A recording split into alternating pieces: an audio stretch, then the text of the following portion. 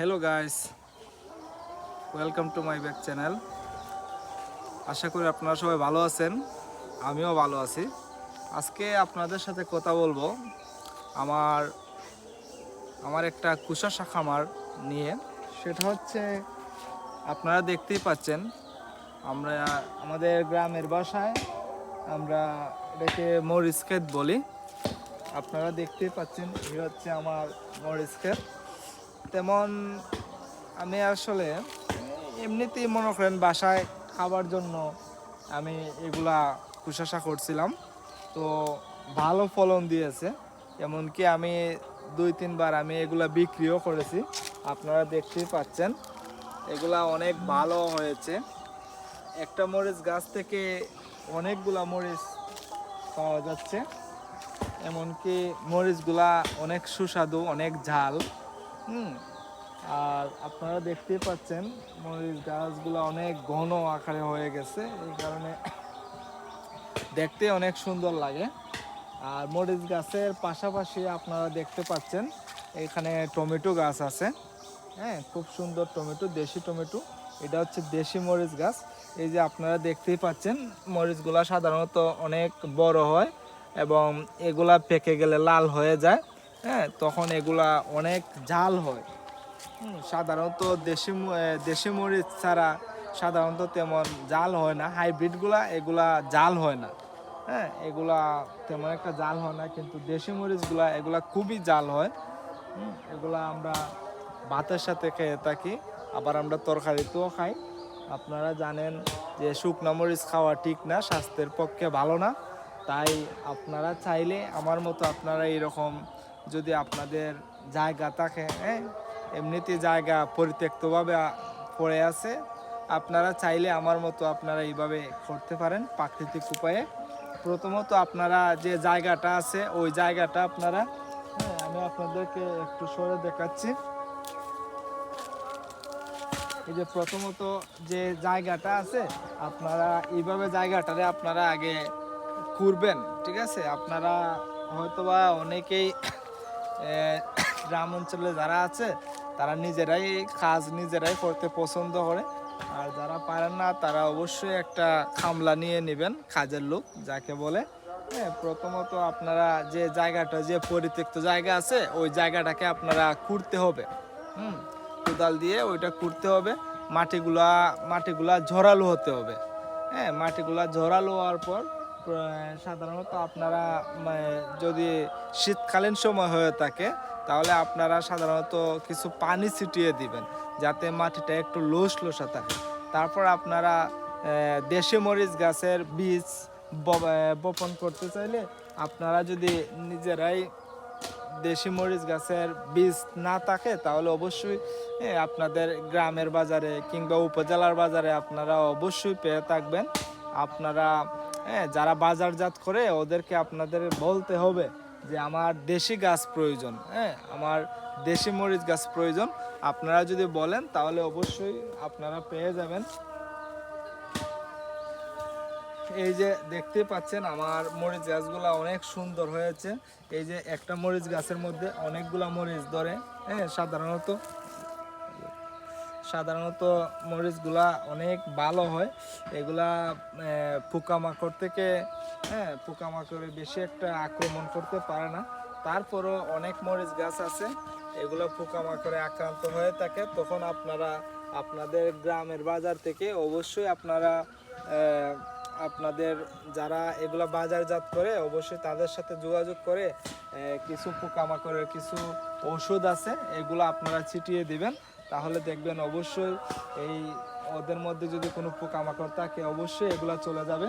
পাশাপাশি আপনারা এটা সুস্বাদু, অনেক জাল হবে। আর আপনারা দেখতেই পাচ্ছেন আমার মরিচ গাছের পাশাপাশি এখানে টমেটো গাছ আছে। এটা হচ্ছে সাধারণত ওইটা দেশি টমেটো গাছ, কিন্তু এখানে ফল বেশি পাওয়ার কারণে মরিচ গাছ টমেটো গাছটা অনেক বড় হয়ে গেছে। টমেটো গাছের পাশাপাশি আপনারা দেখতে পাচ্ছেন আমাদের গ্রাম অঞ্চলের ভাষায় এগুলাকে ডুগি গাছ বলে। এগুলা খেতে অনেক সুস্বাদু। আপনারা চাইলে আপনারা যদি প্রাকৃতিক উপায়ে, হ্যাঁ, আপনারা যদি গ্রামের পরিবেশে এগুলা পরিচর্যা করে আপনারা যদি চান যে আপনাদের পরিত্যক্ত জায়গায় আপনারা এগুলা ফলন দিবেন তাহলে অবশ্যই ভালো হয়। বাজার থেকে কিনে আনলে এগুলা অনেক সময় সবজিগুলা এগুলা মানুষে বিভিন্ন রকমের মেডিসিন দিয়ে এগুলাকে আপনার খুব তাড়াতাড়ি সময়ের আগে এগুলাকে বড় করার জন্য কিংবা বাজারজাত করার জন্য এগুলো অনেক অনেক উপায়ের মেডিসিন এগুলা ব্যবহার করা হয়, হ্যাঁ, যেগুলা মনে করেন আপনাদের শরীরের জন্য অবশ্যই খুব ক্ষতিকারক। যে কারণে আপনারা চাইলে এরকম পরিত্যক্ত জায়গা থাকলে আপনারা অবশ্যই 10 মিনিট লেবু আপনারা অবশ্যই এই বিষয়ে আপনারা জ্ঞান নিতে পারেন। আপনারা চাইলে আমার চ্যানেলের সাথে আপনারা যুক্ত থাকতে পারেন।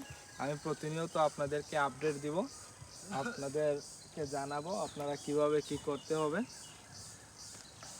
আর এগুলা হচ্ছে আমি সাধারণত এগুলা কিছুদিন আগে আমি হাইব্রিড, হ্যাঁ, এটা আমি দেশি রোপণ করি না, এটা হচ্ছে আমি হাইব্রিড ধনিয়া পাতা, হাইব্রিড ধনিয়া পাতা আমি এখানে রোপণ করছিলাম। কিন্তু অনাবৃষ্টির কারণে অনেক দিন যাবৎ বৃষ্টি হয় না, অনাবৃষ্টির কারণে আমার এই হাইব্রিডের চারাগুলা নিচ থেকে গজায় নাই। অনাবৃষ্টিতে চারাগুলা নিচেই পড়ে আছে, এগুলা আর মাটিতে গজাইতে পারে নাই, যে কারণে অনেক এটা আমার একটা লস প্রজেক্ট হয়ে যাবে আশা করি। হ্যাঁ, কিছু করার নাই, মনে করেন একটা কিছু করতে হলে লস লাভ এগুলা হবে, এগুলা স্বাভাবিক, ডাজেন্ট ম্যাটার, এগুলা কোনো ব্যাপার না, আপনারা চাইলে করতেই পারেন। পাশাপাশি আপনারা যদি চান বাজারজাত করতে পারেন, নয়তো বা আপনারা নিজেই নিজের খাদ্য তৈরি করার জন্য, নিজের খাবার তৈরি করার জন্য, হ্যাঁ, এগুলা আর বাজার থেকে কিনতে হবে না, আপনারা চাইলে এগুলা নিজেরাই উৎপাদন করে খেতে পারেন। তাতে আপনার পরিবারের শরীর স্বাস্থ্য অবশ্যই ভালো থাকবে। যেহেতু আপনি নিজে এগুলো উৎপাদন করবেন, অবশ্যই আপনি চাইবেন না যে আপনি রাসায়নিক প্রক্রিয়া বা অনেক মেডিসিন আছে যেগুলা সময়ের আগে, হ্যাঁ, উর্বরতা বাড়ানোর জন্য মেডিসিন প্রয়োগ করা হয়, এগুলো তো আর আপনি নিজে খাবার জন্য তো আর এগুলো প্রয়োগ করবেন না। যে কারণে স্বাস্থ্যের যে একটা বিষয় আছে, আমরা বাজার থেকে অনেক কিছু কিনলে আমরা দেখতে হয়তো বা সুন্দর লাগে, কিন্তু এগুলাতে অনেক অনেক মেডিসিন প্রয়োগ করা হয়, যেগুলা দেখতে চকচক করে, আসলে চকচক করলেই শোনা হয় না, সেটাও বুঝতে হবে। যে কারণে আমরা আপনাদের যদি পরিত্যক্ত জায়গা থাকে আপনারা আমার মতো এখানে উৎপাদন করতে পারেন। আশা করি আমার ভিডিওটা আপনাদের কাছে ভালো লাগবে।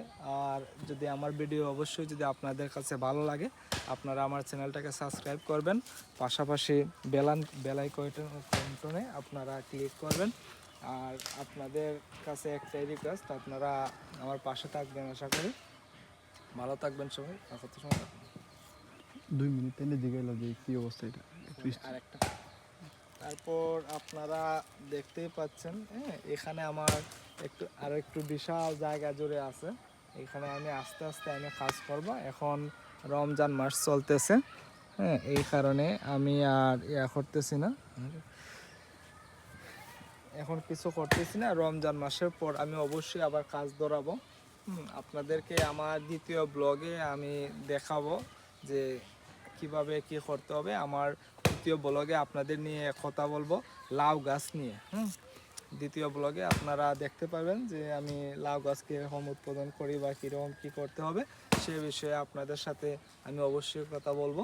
আপনারা আমার দ্বিতীয় ব্লগ অবশ্যই দেখবেন। আশা করি আপনারা ভালো থাকবেন, আমার জন্য দোয়া করবেন। আল্লাহ হাফেজ। একটু রাউন্ড দেখাই 10 মিনিট করলাম। আর 1 মিনিট আছে এদিকে সাউন্ড কাটিলেই হয়, মিউজিক লাগাই দিলে লাগতো না।